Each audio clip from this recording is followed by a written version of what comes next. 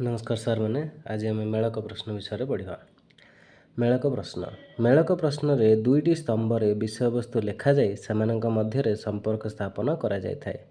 गोटे मेलक प्रश्न दिखाई क स्तंभ अच्छी ख स्तंभ अच्छी दूरता माप तापमात्रा समय माप वस्तुत्व ख स्तंभ अच्छी घंटा मीटर थर्मोमीटर बटकरा कमानी निकिति एगुड़ा सब अच्छी।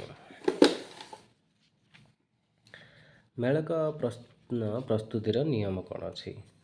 दुईटी स्तंभर विषय वस्तु सह संपर्क स्थापन पाई एक निर्दिष्ट संपर्क बजाय रहे। उदाहरण स्वरूप इतिहास विषय परिप्रेक्षी में गोटे स्तंभर ऐतिहासिक घटना स्थानीय होइथिबा बेले अन्य स्तंभर यार वर्ष मसीहा उल्लेख थाए। एही परीक्षण में प्रथम स्तंभर दि जाइथिबा उपक्रम बा आधार वाक्य तुलन में द्वितीय स्तंभर दि जाइथिबा प्रतिक्रिया गुड़िकर संख्या 2 बा 3टी अधिक हेबा आवश्यक। मेलक विषय परीक्षणर उभय प्रश्न और उत्तर स्तंभ गोटे पृष्ठारे उल्लेख करा उचित।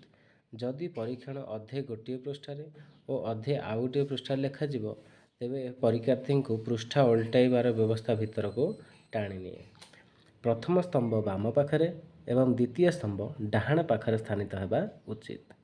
प्रश्नोत्तर निमित्त परीक्षार्थी को कौन करने को हेबो ताहा स्पष्ट भाव में प्रश्न थिबा दरकार। मेलक विषय परीक्षणर सुविधा कौन अच्छे। यही परीक्षण माध्यम एक समय स्वल्प समय मध्य परीक्षार्थी जानिथिबा यथेष्ट विषय ज्ञान को सहजरे मपा जाए। बहु विकल्प प्रश्न परी ए प्रकार प्रश्नर मूल्यांकन सुविधाजनक। ज्ञान बोध प्रयोग कौशल परिसर को परिमाप करने सहज होता है।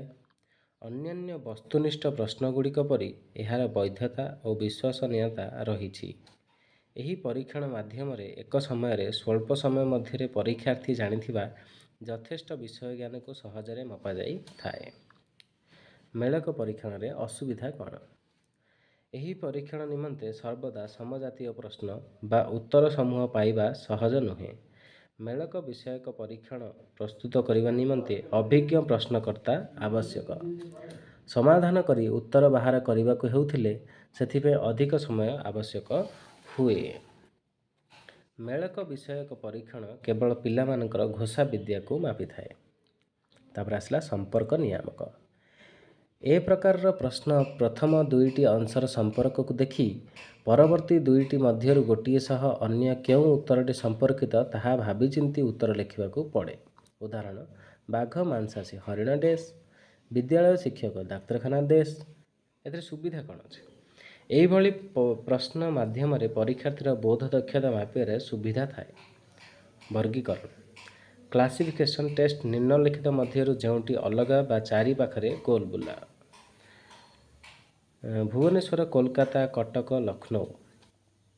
एभली प्रश्न माध्यम परीक्षार्थी मानक बोध दक्षता मापिबार सुविधा थाए।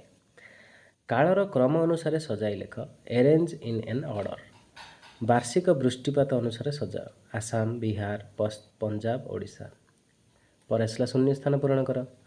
बंधनी मध्य उपयुक्त शब्द बाछी शून्य स्थान पूरण कर। सिपाही विद्रोह डैश ख्रीष्टाब्द होता ख्रीष्टाब्द दिखाई।